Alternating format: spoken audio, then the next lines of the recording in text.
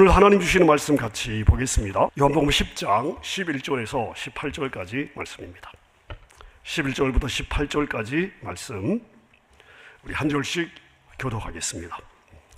제가 먼저 읽습니다. 나는 선한 목자라. 선한 목자는 양들을 위하여 목숨을 버리거니와. 12절 삭구는 목자가 아니요 양도 제 양이 이리가 오는 것을 보면 양을 버리고 달아나나니 이리가 양을 물어가고 또 해치느니라. 달아나는 것은 그가 삭군인 까닭의 양을 돌보지 아니함이나 나는 선한 목자라. 나는 내 양을 알고 양도 나를 아는 것이 아버지께서 나를 아시고 내가 아버지를 아는 것 같으니 나는 양을 위하여 목숨을 버리노라.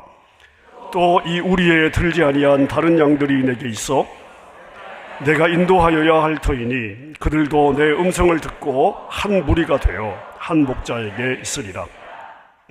내가 내 목숨을 버리는 것은 그것을 내가 다시 얻기 위함이니 이로 말미암아 아버지께서 나를 사랑하시느니라. 함께 읽습니다. 이를 내게서 빼앗는 자가 있는 것이 아니라 내가 스스로 버리노라. 나는 버릴 권세도 있고 다시 얻을 권세도 있으니 이 계명은 내 아버지에게서 받았노라 하시니라. 아멘. 저희가 요한복음에서 예수님께서 스스로 자신에 대해서 선포하신 예수님의 정체성, 예수님이 제자들로 하여금 나는 에고 에이미 라고 선포하신, 알려주고 싶으셨던 예수님의 에고 에이미, 이 정체성을 저희가 저녁마다 하나씩 살펴보고 있습니다. 오늘 저희가 요한복음 10장 11절부터 18절까지 읽었는데요, 어제 우리가 읽었던 1절부터 10절까지와 함께 연결되는 본문이죠. 요한복음 10장의 배경은 어디냐 하면 요한복음 9장입니다. 요한복음 9장에는 태어날 때부터 눈을 볼 수 없었던 맹인이었던 사람이 이제 예수님을 만나 눈을 뜨게 되는데요, 종교 지도자들은 이 엄청난 기적과 사실은 전심으로 축하하고 축복해야 될 이 사건 앞에서도 이 사람이 안식일에 눈을 떴다는 이유만으로 그를 공동체 밖으로 내쫓아 버렸습니다. 그러니까 그들을 어떻게 목자라고 말할 수가 있겠습니까? 거의 영적인 백정이라고 말해도 되지 않겠습니까? 이렇게 가정에서, 공동체에서, 신앙 공동체에서 쫓겨난 이 한 마리 어린 양을 누가 찾아오시느냐?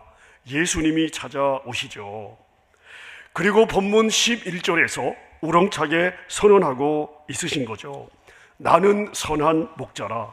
선한 목자는 양들을 위해서 목숨을 버린다. 여러분, 이 선언, 예수님이 자신에 대해서 내가 선한 목자다 라고 말씀하신, 여러분, 이 선언이 당시 사람들에게 그냥 받아들여지기가 쉽지가 않았습니다. 상당히 큰 충격으로 받아들여졌는데요, 우리가 이것을 이해하기 위해서는 당시 1세기 유대인들에게 이 목자라고 하는 이미지가 어떤 이미지였는가. 예수님은 이스라엘의 수천 년의 역사 속에 이스라엘 백성들, 그들의 인식 속에 자리 잡고 있었던 목자에 대한 인식을, 그 이미지를 자신과 지금 연결시키고 있으신 겁니다. 야곱이 바로왕 앞에 섰을 때 뭐라고 고백합니까? 내 인생이 참 험악한 인생이었는데 그런 험악한 인생을 내가 130년을 살았습니다. 그렇게 회고했던 야곱이 자신의 죽음 앞에서 하나님을 어떻게 부르고 있냐 하면요, 창세기 48장 15절에 보니까 나의 출생으로부터 지금까지 나를 기르신 나의 하나님. 여기서 길렀다고 하는 단어가 바로 목자라고 하는 단어입니다. 여러분이 아시다시피 야곱은 사기꾼 도망자였습니다. 험악한 세월을 살았죠. 그런데 죽음 앞에 서서 뒤를 돌아보니까 자신의 험악하고 힘들었던 모든 여정 속에 하나님이 목자가 되셨다는 것을 보게 된 거예요. 자신을 먹이시고 하나님의 지팡이로 내 삶을 인도해서 내가 오늘 여기까지 올 수 있었구나 고백하고 있는 것이죠. 여러분, 이 사상이 다윗에게로 연결되고 있습니다. 우리 모두가 사랑하는 시편 23편에서 다윗이 뭐라고 고백하고 있습니까?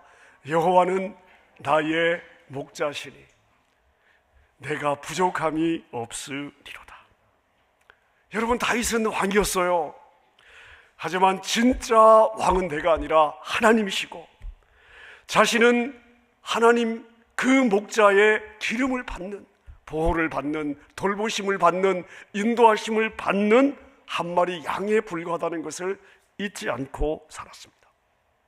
시편 80편 1절을 보니까 하나님을 어떻게 묘사하고 있느냐 하면은 요셉을 양떼같이 인도하시는 이스라엘의 목자로, 하나님을 참 목자로 소개하고 있습니다. 여러분, 이사야 선지자는 이 목자의 모습을 좀 더 구체적으로 묘사하고 있는데요, 40장 1절입니다. 이사야 40장 1절 우리 같이 한번 읽겠습니다. 시작. 그는 목자같이 양떼를 먹이시며 어린 양을 그 팔로 모아 품에 안으시며 젖먹이는 암컷들을 온순히 인도하시리로다. 이분이 우리가 온 마음으로 고백하는 우리의 목자 되신 하나님이십니다. 여러분, 하나님은 군림하시는 군주가 아니에요. 다리가 부러진 어린 양을 팔에 안고 젖먹이는 어린 어미 양의 속도에 맞춰서 천천히 함께 걸어주시는 섬세한 목자이십니다. 여러분, 이것이 유대인들이 가지고 있었던 목자에 대한 이미지고요, 유대인들이 늘 바랐던 우리 하나님, 목자 되신 하나님에 대한 인상 이미지였습니다. 그런데 예수님 당시에 이 아름다운 목자의 이미지는 당시 유대인들에게 어떤 이미지로 변화되어 있었는가 하면요, 특별히 에스겔 34장에 보니까 아름다운 목자의 이미지가 백성들 안에 사실은 거의 다 깨져 있었습니다. 이스라엘의 지도자들은 타락했고요, 백성들은 유리방황하고 있었습니다. 그래서 예수님께서 나는 선한 목자라 라고 선언했을 때 이것은 당시 사람들에게 굉장한 충격이 되었습니다. 에스겔 34장에서 하나님의 에스겔 선지자를 통해서 지적하시는 목자의 상과 많이 대치되었기 때문이죠.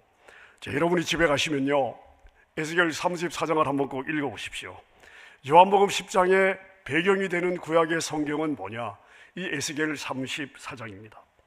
에스겔 34장을 보시면 2절부터 4절, 이 34장을 시작하면서 이 앞부분에서 하나님께서 당시 이스라엘 지도자들, 왕과 제사장들을 향해서 뭐라고 책망을 하시냐면요, 너희들은 사꾼이다, 이렇게 지적을 하세요. 2절부터 3절, 4절을 우리 한 음성으로 같이 한번 읽어보겠습니다. 시작. 자기만 먹는 이스라엘 목자들은 화 있을진저 목자들이 양떼를 먹이는 것이 마땅하지 아니하냐. 너희가 살진 양을 잡아 그 기름을 먹으며 그 털을 입되 양떼는 먹이지 아니하는도다. 4절입니다. 너희가 그 연약한 자를 강하게 아니하며 병든 자를 고치지 아니하며 상한 자를 싸매주지 아니하며 쫓기는 자를 돌아오게 하지 아니하며 잃어버린 자를 찾지 아니하고 다만 포악으로 그들을 다스렸더라. 하나님의 에스겔 선지자를 통해서 지적하는 이 사꾼 목자들, 자기만 먹습니다. 양의 털과 고기만 취하고요, 양을 먹이지 않습니다. 약한 자를 돌보지 않아요. 병든 자와 상한 자는 귀찮아하고요. 왜요? 자기들에게 경제적 가치가 없기 때문이죠. 사랑이 아니라 힘과 억압으로 통치했습니다. 에스겔 34장에서 지적받았던 이 사건의 모습이 1세기 누구의 모습과 겹치고 있느냐 하면 예수님 당시 바리새인들과 서기관들의 모습이었습니다.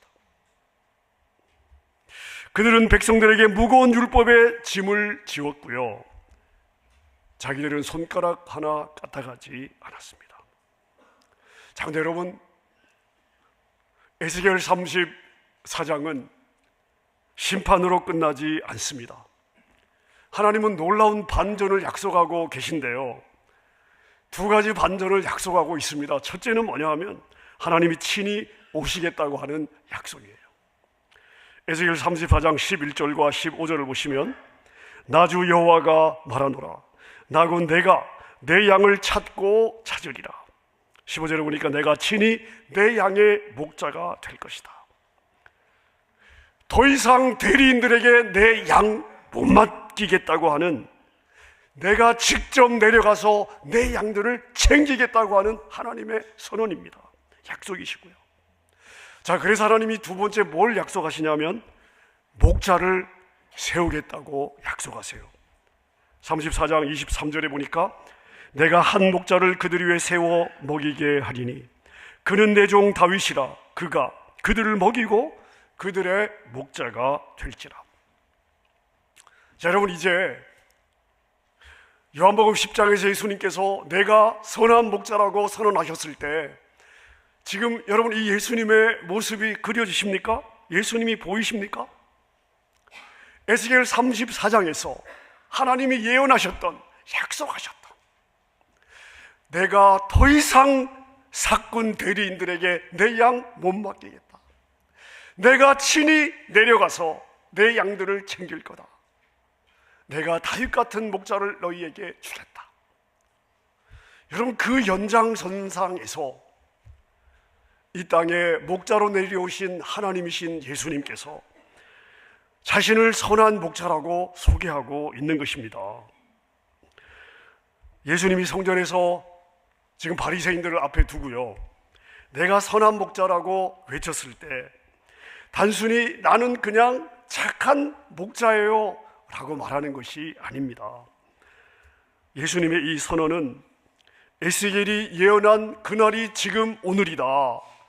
거짓 목자에게 찢기고 상한 내 양들을 찾기 위해서 하나님은 내가 직접 이 땅에 왔다. 내가 에스겔이 약속한, 에스겔을 통해 약속한 바로 그 목자라고 선포하고 있는 것이죠. 이것은 바리새인들에게는 사형 선고였고요, 쫓겨난 맹인과 같았던 백성들에게는 복음 중에 복음이었습니다. 자, 지금 예수님께서 자신을 나는 목자라고 소개하지 않으시고요, 선한 목자라고 소개하고 있습니다. 헬라어에 선하다라고 번역이 되는 단어가 두 가지가 있습니다. 하나는 아가포스라고 하는 단어인데요, 또 하나는 칼로스고, 이 아가포스는 우리가 보면 참 저 사람 착하다, 이때 사용하는 단어가 아가포스예요.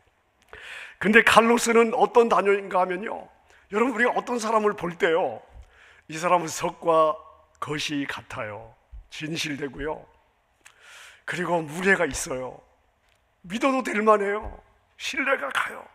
그런 사람들을 보면서 야, 참 멋있다, 저 사람 참 아름답다, 이런 우리 그 생각을 하게 되지 않습니까? 이때 사용되는 단어가 바로 이 칼로스라고 하는 단어인데요, 지금 예수님께서 칼로스 셰퍼드라고 자기 자신을 소개하고 있는 것이죠. 나는 아름다운 목자라고요. 여러분, 그렇다면 무엇이 예수님을 아름다운 목자로 보이게 할까요? 무엇이 예수님을 아름답게 하고 있는 것이죠? 바로 에스겔서에서 말씀하고 있는 것처럼 거짓 목자들과 정반대되는 희생적인 섬김 때문입니다. 오늘 우리가 읽은 12절을 보면 사꾼은 목자가 아니다. 자기를 스스로는 목자라고 말할 수 있겠지만 하나님 눈에서 이 사꾼은요, 하나님은 목자라고 인정하지 않으십니다. 자, 근데 여러분, 우리가 여기서 우리가 이 사꾼이라고 하는 이 개념을 조금 잡을 필요가 있습니다. 여러분, 사꾼은요, 나쁜 사람이 아니에요. 못된 사람이 아닙니다. 이 사꾼은 어떤 사람이냐 하면요, 직장인이에요. 직장인. 양을 치는 게 그냥 자기 잡이에요. 자기 돈벌이의 수단입니다. 그러니까 양은요, 자기의 생계를 지켜주는 하나의 도구가 되는 것이죠. 에스겔 34장에서 책망받는 거짓 목자들처럼 양은 자기 배를 불리기 위해서 필요한 존재일 뿐입니다. 자, 이런 사꾼 목자에게 이리가 오면 어떻게 할까요? 계산기를 두드리지 않겠습니까? 내 목숨이 양보다 비싸다. 양 때문에 내가 왜 희생해야 되냐? 자, 그래서 양들을 놓고 도망가죠. 여러분, 이건 비즈니스입니다. 하지만 예수님이 뭐라고 말씀하십니까? 나는 비즈니스를 하러 온 것이 아니다. 나는 너희를 두고 비즈니스를 하러 온 것이 아니다. 나는 너희를 소유하고 있다. 여러분, 예수님에게 우리는요, 관리 대상이 아니에요. 예수님에게 우리는 그분의 가족이고 그분의 생명과 같은 거예요. 위기가 오면 사꾼은 양을 버리고 도망가지만 아름다운 목자는 양을 살리기 위해서 어디로 갑니까? 이리때 앞으로 나가는 거죠. 예수님의 희생이 말로만 끝나지 않습니다. 제가 이 요한복음 10장 네 번째 에고 에임이 나는 선한 목자다, 이 11절부터 18절을 제가 한 수십 번 읽은 것 같습니다. 자, 그런데요, 이 짧은 8절 안에 반복되는 한 단어가 있었습니다. 바로 버린다고 하는 단어였어요. 11절을 시작하면서 선한 목자는 양들을 위하여 목숨을 버리거니와. 여러분이 받은 설교 노트를 보세요. 이 짧은 18절 안에요, 11절 선한 목자는 양들을 위하여 목숨을 버리거니와, 12절 선한 목자는 양들을 위하여 목숨을 버리거니와, 15절 나는 양을 위하여 목숨을 버리노라, 17절 내가 내 목숨을 버리는 것은, 18절 이를 내게서 빼앗는 자가 있는 것이 아니라 내가 스스로 버리는 것이다. 제가 어제 여러분에게 목자들이 양들을 데리고 들판에 나가서 밤이 되었을 때 임시 세우는 임시 우리를 여러분들에게 보여드렸습니다. 주변에 있는 돌들을 긁어다가 돌담을 쌓고 입구만 뚫어 놓았습니다. 밤이 되면 목자가 어떻게 해야 돼요? 목자 자신이 자신의 몸을 그 뚫린 입구를 막고 눕는 것이죠. 여러분, 그곳이 목자가 하루 종일 피곤을 풀어가는 장소였습니다. 목자가 곧 문이었던 것이죠. 양들을 탐내는 늑대가 들어오려면요, 목자의 몸을 찢어야 들어올 수 있는 것이죠. 여러분, 그래서 오늘 본문 이 10장 본문에 버린다는 표현들이 반복이 되어 있는 것입니다. 여러분, 이 버린다라고는 헬라어 단어는 두다, 내려놓다, 지불하다 하는 의미를 가지고 있습니다. 이것은 내가 뺏기는 것이 아니에요. 원하지 않지만 어쩔 수 없이 죽임을 당하는 그런 의미의 단어가 아닙니다. 우리가 요한복음 13장에 보면 예수님께서 제자들의 발을 씻기실 때 4절에 보면 이런 표현이 나옵니다. 예수님께서 겉옷을 벗으시고, 이때 벗다가 지금 내가 목숨을 버린다에 우리 예수님이 사용하시는 똑같은 단어입니다. 자, 그러니까 예수님은 마치 옷을 벗어놓듯이 스스로 자발적으로 주도적으로 양들을 위해서 자기의 생명을 내려놓은 것입니다. 예수님의 이 마음을 가장 잘 보여주는 것이 18절로 생각이 되는데요, 18절 보실까요? 이를 내게서 빼앗는 자가 있는 것이 아니고 내가 버린다고요. 여러분, 예수님의 이 선언이 바로 십자가의 예고편이 아닙니까? 죄와 죽음이라는 이리때가 우리를 삼키려고 할 때 죄인을 향한 하나님의 심판의 칼날이 우리를 향해 날아올 때 예수님은 피하지 않으시고 기꺼이 양의 문이 되셔서 자신의 양들을 위해서 자신의 양들이 죽어야 할 그 자리에서 기꺼이 자기의 생명을 주셨습니다. 구약의 스가랴 13장 7절에 보면 바로 이 장면을 정확하게 예언하고 있는데요. 칼아 깨어서 내 목자 내 짝된 자를 치라. 여러분, 이렇게 목자로 오신 예수님은 양을 대신해서 칼을 맞으신 거예요. 제가 어제 오늘 이 요한복음 10장을 제가 묵상을 하면서요, 이런 제가 마음에 비교가 되더라고요. 우리가 구약을 보면 특별히 출애굽기나 레위기나 백성들이 제사를 드리잖아요. 제사를 드릴 때는 누구를 위해서 희생이 되죠? 양이 사람을 위해서 희생이 되죠. 양을 잡아서 하나님 앞에 죄를 대속받습니다.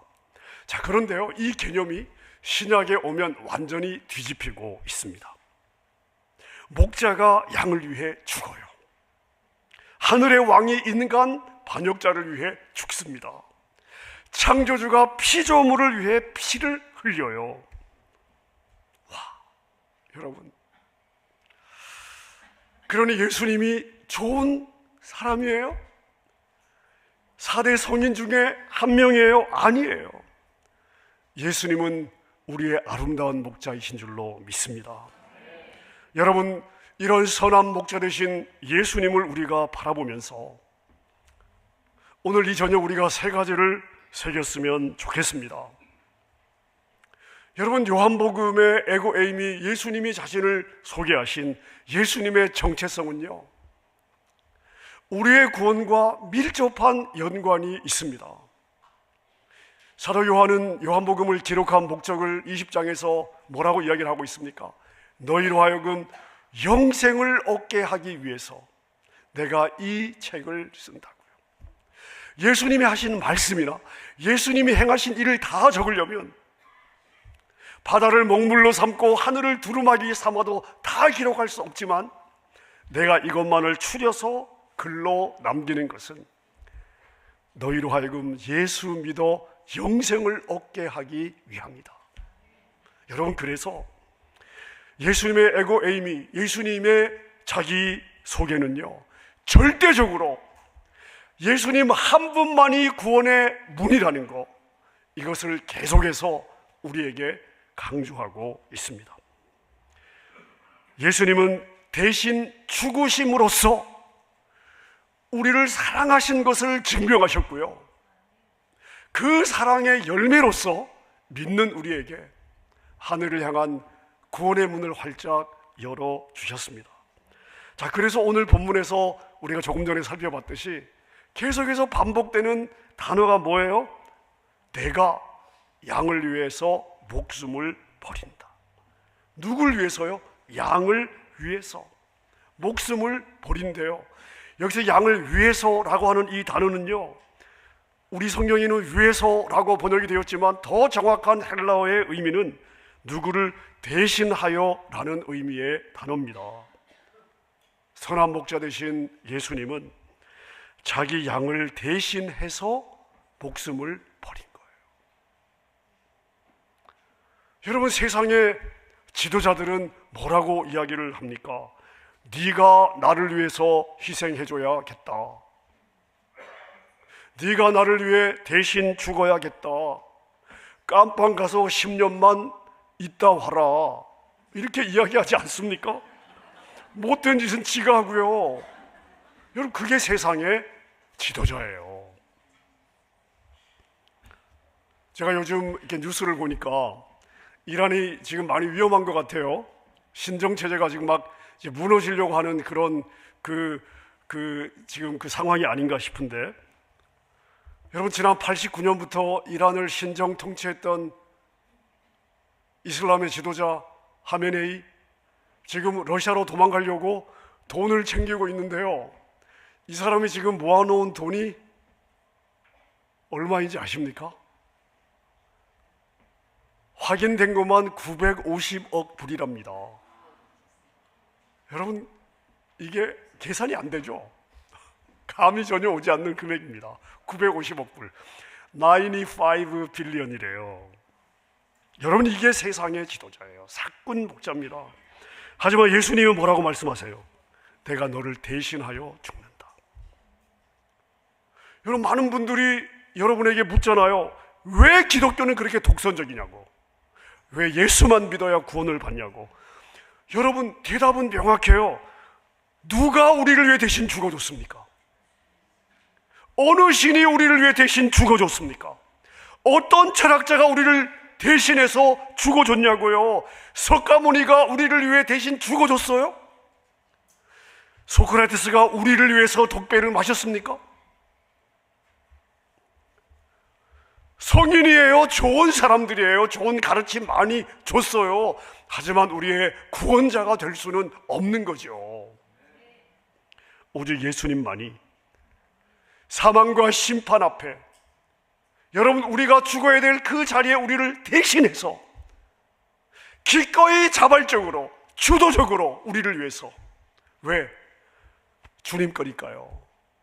예수님이 우리를 주님 것으로 여기시고 우리를 위해서 대신 죽으심으로 우리를 살려주신 거예요.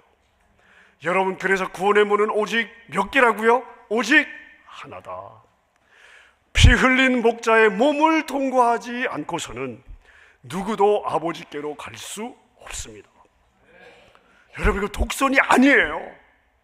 구원의 길이에요. 여러분, 부인할 수도 없고 부인되어서도 안 되는 팩트입니다. 여러분, 기억하십시오. 우리 인생의 마지막 순간, 여러분, 저는요, 장례식도 한 300~400번 인도를 해봤고요, 임종도 수백 번을 지켜봤습니다. 여러분, 인생을 어떻게 살았든, 과거에 뭐 어떤 화려한 위치에 있든, 학벌이 어떻든 아무 상관없어요. 여러분, 인생의 마지막 순간, 누구도 피해갈 수 없는 죽음이라는 실존 앞에 섰을 때는요, 예수님 외에 남는 게 없어요. 십자가의 대속적 죽음 외에, 십자가에 우리를 위해 흘려주신 주님의 보혈 외에, 여러분, 우리를 보호해줄 울타리가 없더라고요. 저는 매번 임종의 순간마다 이 믿음을 저에게 주신 하나님을 찬양할 수밖에 없었습니다. 오직 예수의 피만이 우리 모두의 소망인 줄로 믿습니다. 자, 여러분, 이 선한 목자 앞에 우리가 붙잡아야 될 두 번째는 뭐냐? 예수님은 소유권을 통해 우리에게 참된 리더십을 보여주고 있습니다. 여러분, 사꾼은요, 이리가 오면 어떻게 해요? 도망가죠. 왜요? 양들이 내게 아니거든요. 그들에게 양들은 비즈니스예요. 나의 희생이 이 양들을 통해 얻는 이익보다 더 크다면 손을 떼는 것이 사꾼의 경제 논리입니다. 내가 저 양 때문에 왜 손해를 봐야 돼요? 이런 논리죠. 하지만 예수님은요, 도망가지 않으시죠? 도망가지 않으셨어요. 십자가로 가는 고통의 잔을 스스로 마셨어요. 왜요? 우리가 그분의 소유였기 때문입니다. 세상은 필요하면 취하고 자신에게 도움이 되지 않으면 버리죠. 세상의 논리예요. 여러분, 세상은 이렇게 살아야 된다고. 이게 세상을 사는 지혜라고 우리에게 계속해서 세상은 말하고 있지 않습니까? 자, 근데요, 여러분 보세요. 여러분, 우리가 예수님에게 무슨 쓸모가 있었을까요? 좌우도 분별하지 못하고 자신이 무엇을 잘 못하고 있는지도 모르던 죄인일 때 우리에게 아무것도 요구하지 않으시고 우리를 위해 죽어 주셨습니다. 부모가 자녀를 볼 때 무엇이 옳은지 무엇이 그른지 분별하지 못할 때 그 자녀를 포기하는 부모가 있습니까? 그 자녀가 철이 들고 그 자녀가 제대로 살아야만 사랑하는 부모가 있냐고요? 그게 부모가 아니잖아요. 부모는 그럴 수 없는 것이죠. 왜요? 내 자식인데요. 다른 사람은 손가락질 할 수 있어요. 관심 끊을 수 있어요. 비난할 수 있어요. 부모는요? 그게 돼요? 왜요? 왜 안 돼요? 내 자식인데요. 무슨 설명이 필요해요? 내 자식인데. 여러분, 이것이 저와 여러분을 향한 우리 예수님의 마음인 줄로 믿습니다. 오늘 우리 구절에서 마지막으로 살펴봐야 될 아주 중요한 포인트가 하나 있는데요, 14절에 보니까 예수님이 이렇게 이야기를 하세요. 나는 선한 목자라. 나는 내 양을 알고, 나는 내 양을 알고 양도 나를 안다. 제가 여러분에게 질문 하나 드리겠습니다. 여러분은 트럼프 대통령을 아십니까? 모르세요? 아시죠? 네. 뉴스에서 매일 보죠. 매일 봐요. 뉴스 틀면 매일 나와요. 자, 근데 질문입니다. 트럼프 대통령은 여러분을 아세요? 아세요? 모르죠. 아마 모를 거예요. 여러분, 그러면 그건 아는 게 아닌 거예요. 그건 아는 게 아닙니다. 성경에서 이야기하는 안다라는 거, 예수님이 지금 나는 내 양을 안다라고 하는 것은요, 부부가 서로를 아는 것 같은 깊은 체험적인 지식이에요. 고대 근동의 목자들은 자기가 치는 수백 마리의 양에게 각각 이름을 지어 주었습니다. 얘는 점박이, 얘는 롱다리, 너는 숏다리, 너는 흰둥이. 이렇게 수백 마리의 양들이 있어도요, 한 마리 한 마리에게 이름을 지어 주었습니다. 우리의 마을 공동, 우리의 여러 집들의 양들이 다 함께 섞여 있어도 문제가 되지 않습니다. 목자는 자기 양을 알고요, 양들은 자기 목자의 음성을 알아요. 양들은 자기 목자의 음성을 구별합니다. 그래서 자기 목자가 부를 때 우리 밖으로 나가요.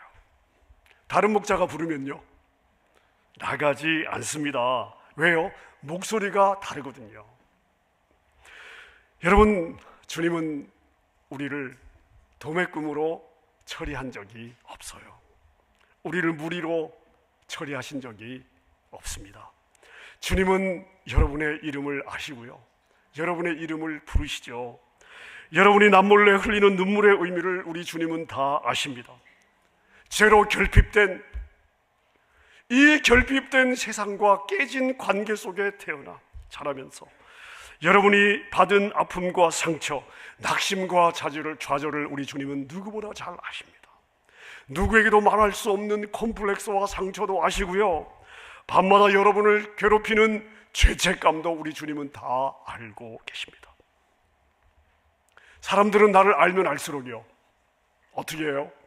실망하고 떠나갈 수 있습니다. 야, 너가 그런 사람이었어? 하지만 주님은요, 나의 추악한 밑바닥을 다 아시면서도 우리 주님은 변함없이 사랑하시죠. 연약할수록 더 아껴주십니다. 가장 더러운 부분까지도 다 아시고요, 내가 안다, 그래도 너는 내 양이야. 내가 너를 위해서 피를 흘렸다. 여러분, 그래서 신앙은요, 하나님에 대한 정보를 쌓는 것이 아닙니다. 신앙이라고 하는 것은 하나님과 연애하는 거예요. 여러분, 이 깊은 연합의 신비로 들어오지 않으시겠습니까? 종교 생활을 이제 멈추고 예수님과 연애를 시작하세요. 말씀을 맺겠습니다. 16절에 아주 신비로운 말씀이 있습니다. 16절, 또 이 우리에 들지 아니한 다른 양들이 내게 있어 내가 인도하여야 할 것이다. 여러분, 당시 유대인들은 자기들만 하나님의 양이라고 생각했습니다. 하지만 예수님의 시선은요, 울타리 넘어 이방인들인 저와 여러분에게까지 향하고 있었습니다.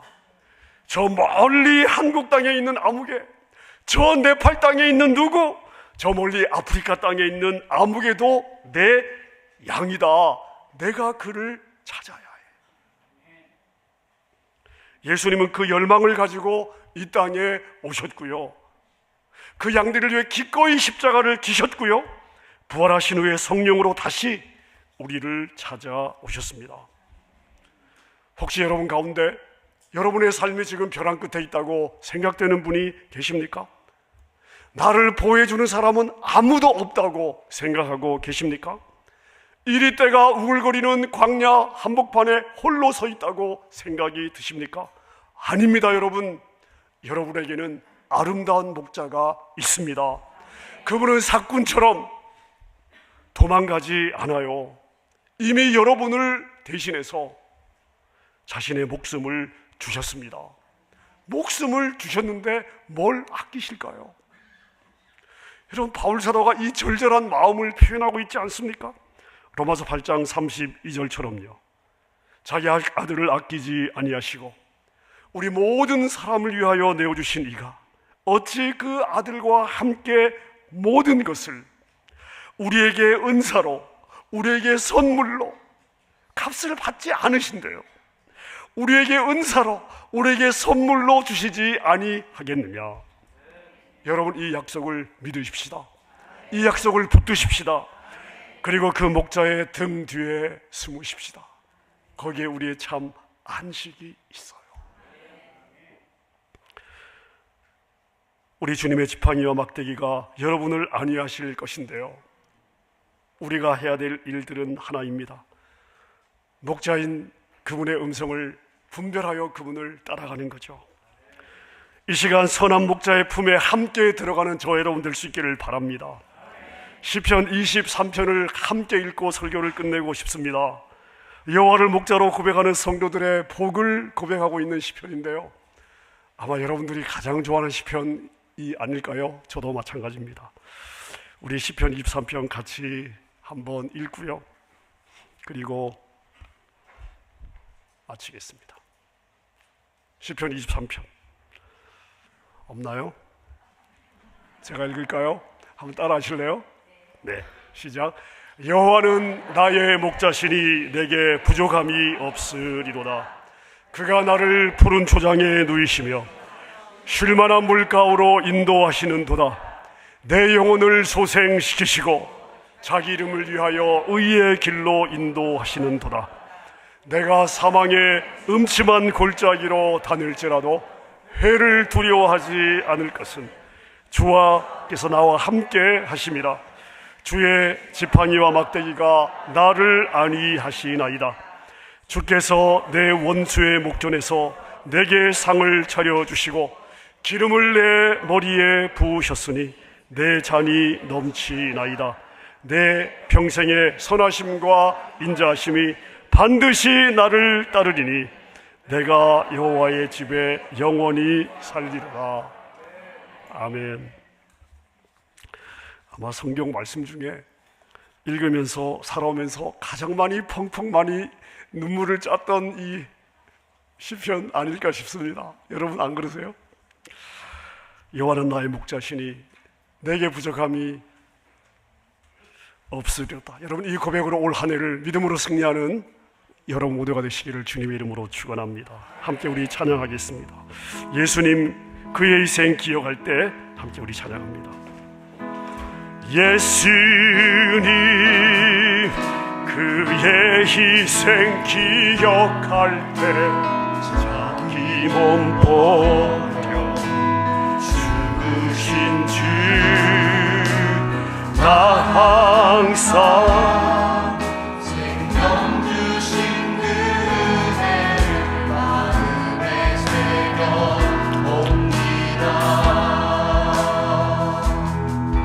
마음에 새겨봅니다. 다시 한번 예수님 그의 희생, 예수님 그의 희생 기억할 때 자기 몸 버려 죽으신 주 나 항상 생명 주신 그 은혜 마음에 새겨 봅니다. 마음에 새겨 봅니다. 주 달리신 십자가를 내가 볼 때 주님의 섬김 내 마음을 겸손케 해 주께 감사하며 내 생명 주께 드리네. 이제는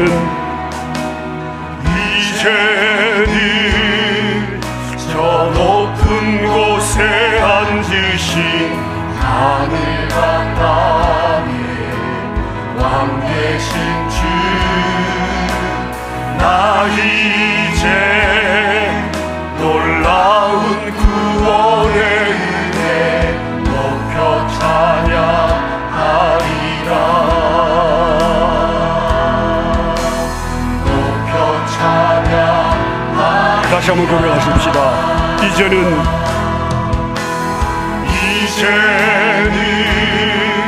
저 높은 곳에 앉으신 하늘 바탕에 왕 되신 주 나 이제 놀라운 구원의 은혜 높여 찬양하리라. 높여 찬양하리라. 주 달리신 십자가를 내가 볼 때 주님의 섬김 내 마음을 겸손케 해 주께 감사하며 내 생명 주께 드리네. 감사드리니 주의 십자가 나의 목자 되신 주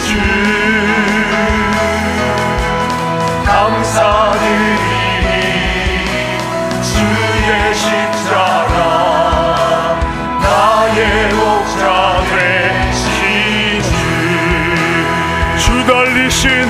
주 달리신 십자가를 내가 볼 때 주님의 섬긴 내 마음을 겸손케 해 주께 감사하며 내 생명 주께 드리니. 우리 1절 다시 한번 고백하십시다. 예수님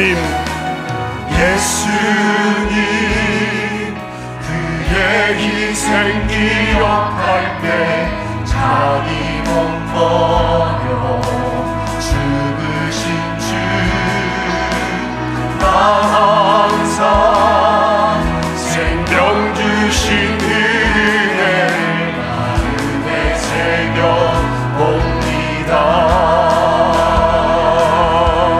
마음에 새겨 봅니다. 다시 한번 고백하십시다. 예수님 그의 희생 기억할 때 자기 몸 버려 죽으신 주